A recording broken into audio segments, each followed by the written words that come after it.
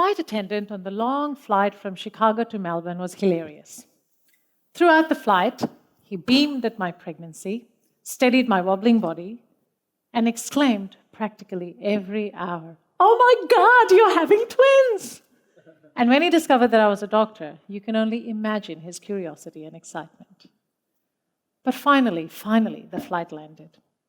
He took my hand and said, "Good luck. Your life is going to be amazing." It turns out that he was wrong. Tragedy lurked just around the corner in the form of a routine ultrasound with my new obstetrician. I was young, fit, and poised to have twins. I was also poised to become an oncologist. Life was good. The veteran obstetrician and I chatted away, and I would have missed the expression on his face had it not been for the sharp prod of his probe into my abdomen. I didn't know the doctor, but I knew that expression. It was the kind of expression I imagine I would wear when looking at bad scans and progressive disease.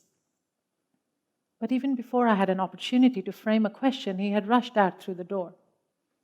Through the closed door, I heard whispered exchanges, and I knew I was in trouble.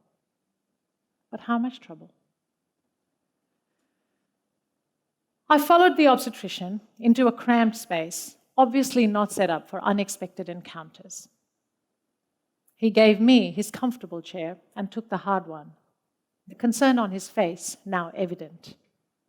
I still had no idea. "I'm afraid I have bad news," he said.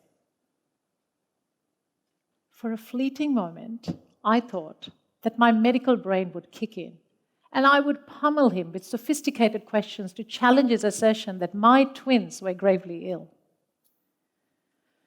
But of course, I was like every other patient, my mind burning with questions while my voice was numbed by shock. Of course, I also knew that doctors sometimes sidestep the truth, usually with the intent of protecting the patient. He could have asked me to wait for tests and more doctors, but I knew that he knew, and I wanted him to tell me the truth. So of all the questions that I could have asked him, I asked the only question that mattered. Will they die? Yes, he said, holding my gaze until tears started streaming down his face, and he made no attempt to wipe them. I was struck then by the profound realization that in all my years of medical education and training, I had never seen a doctor cry in front of a patient. Surely those years had produced no end of tragedy, and I had heard remorse, regret, expressions of sigh, but I had never seen a doctor cry. My mind continued to burn with questions, from the extraordinary to the mundane. What happened when in utero twins were dying? Was something awful about to happen to me as well? And how did one pay for this life-changing encounter, with credit or cash? Meanwhile, my doctor said nothing. He didn't offer any brainy solutions, nor trite platitudes. He didn't tell me that he understood. He didn't tell me that things would be okay. And he certainly didn't tell me to look on the bright side. Instead, my doctor sat quietly and allowed me to do the same. And while it may have seemed to him like 1,000 years gone by, to me, those few moments gave me the greatest gift, the gift of composure. "I don't know what to say," he finally murmured, his eyes still moist. "Tell me you can fix it," I thought. Instead, I asked, "Are you sure?" "Yes," he responded.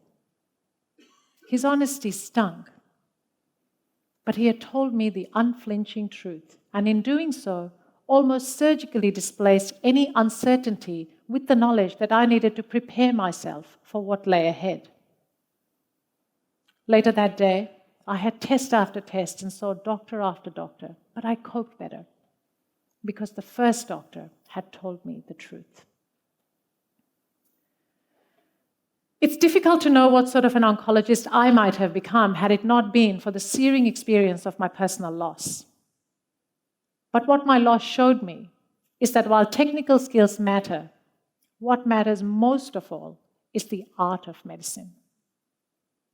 Humanity, humility, compassion, navigating uncertainty, telling the truth. These are the things that our patients remember us for. And I know that long after my medical drama was over, what stayed with me was that my doctor had shared my sorrow. Somehow, it made my sorrow seem less maddening, less personal, more bearable. This experience as a patient has been the guiding light of my career as a doctor. You know, the flight attendant was right. My life did turn out to be amazing. I went on to have healthy children, a fulfilling career, and opportunities like this. And to be honest, it's not very often that I dwell on the loss of the twins. But I'm only human. And every now and then, I do catch myself thinking about what they might have been like. And at times like this, I like to think that I'm saying to the twins that their loss was not in vain. If at every bedside and at every encounter, I remember the importance of the art of medicine.